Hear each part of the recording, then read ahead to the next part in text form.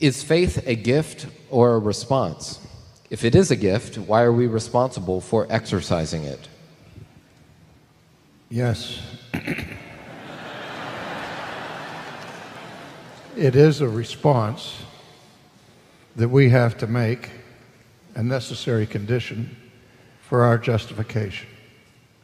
And yet we are told in the New Testament that the response that we make is because that it's a gift that has been given to us sovereignly by the Holy Spirit, who, when we were dead in sin and trespasses, quickened us together with Christ.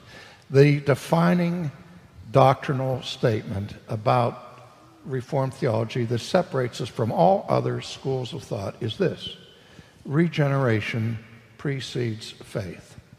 That in order to exercise faith, in order to respond according to the way we were called to respond in order to be saved, we have to first be born again of the Holy Spirit. The vast majority of professing evangelicals reverse the order of that, and they believe that if you want to be justified and if you want to be saved,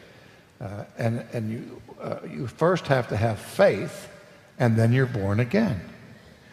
But spiritually dead people can't exercise faith. Jesus tells us that in John 6, that we're not able, we're not capable in our fallenness, in our death, spiritual death, to quicken ourselves. It's only after the Spirit of God changes the disposition of our souls and our hearts that we hear and respond to Christ.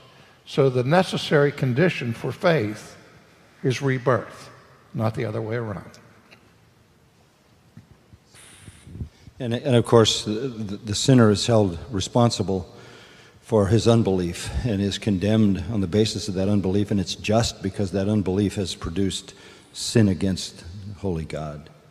This question comes up always, no matter how long you've been in Reformed theology, putting those two together. And I'm so very content with the mystery of it, the part that I can't understand, with the secret things belonging to the Lord, with knowing that God has a mind that is infinite, I have a mind that is finite, and it's hard to harmonize.